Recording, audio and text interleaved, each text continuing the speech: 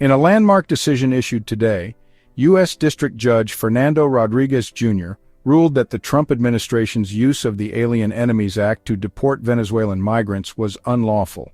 The decision permanently bars the federal government from invoking the 1798 Wartime statute to justify the removal of individuals allegedly affiliated with the criminal syndicate Tren de Aragua, a ruling with implications that reach far beyond immigration policy.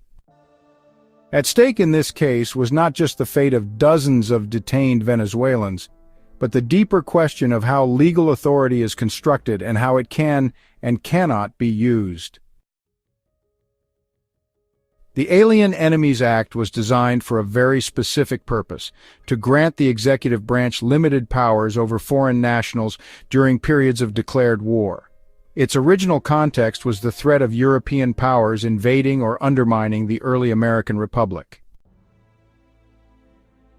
The Trump administration, however, sought to apply this statute to a modern border context, arguing that the presence of alleged gang members from Venezuela constituted a national threat equivalent to that posed by a foreign enemy in wartime. In essence, they claimed that the conditions of war existed even without an actual war, and that these conditions justified invoking extraordinary executive powers.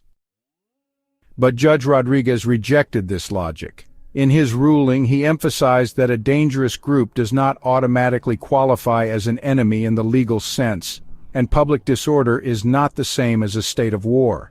The administration, he found, had built its case on a selective reading of both the law and the facts. What makes this ruling more than a legal rebuke is the clarity with which it reasserts an essential principle. Government power must emerge from the alignment of three interdependent elements: legal authority, factual reality, and institutional legitimacy. These three components form what can be understood as a triadic structure of lawful action. Each one is necessary. If even one part fails, the entire justification collapses. Legal authority is the statutory or constitutional basis for acting. Factual reality is the actual condition in the world that matches what the law is designed for. Institutional legitimacy is the procedural and jurisdictional fitness of the actor to carry out the law in the way it was intended. In this case, the Alien Enemies Act does provide authority, but only under the condition of wartime or a comparable emergency involving clearly defined foreign enemies. The facts on the ground, criminal violence and immigration surges, did not match that statutory trigger, and the institutional move, using wartime logic to bypass normal due process, violated the structure of how immigration law and constitutional rights function. What the Trump administration tried to do, both here and in other recent legal strategies, was to treat one or two parts of that triad as sufficient.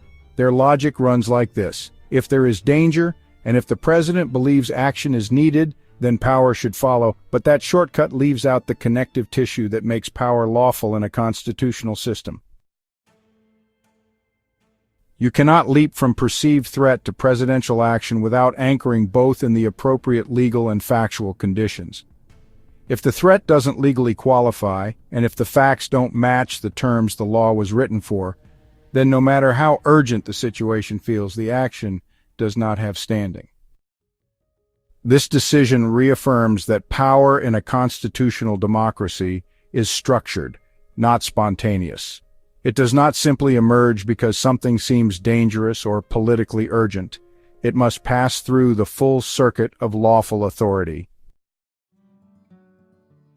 This triadic structure isn't unique to the Alien Enemies Act.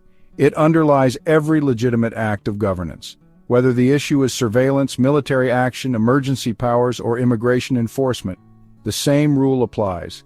You need a valid law, applicable facts, and lawful execution. If any one leg is missing, the act fails, not merely morally, but legally. In technical terms, this is a system of reversion. If the facts or legal justifications fall apart, the authority to act reverts to a state of non-power. The judge's decision enforces that reversion. It resets the system to constitutional norms. Although this case concerns a relatively obscure law and a limited set of deportation proceedings, Its constitutional signal is loud and clear. Judge Rodriguez's ruling is a defense not just of immigrant rights, but of the architecture of lawful government. Human rights groups have praised the ruling for its insistence on due process, but its deeper virtue lies in restoring the full structure of legal decision-making. It tells future presidents of any party that authority must be earned through alignment, not assumed by assertion. In an age of executive shortcuts and emergency rhetoric, this ruling is a reminder: the law has a shape, and all of its angles matter.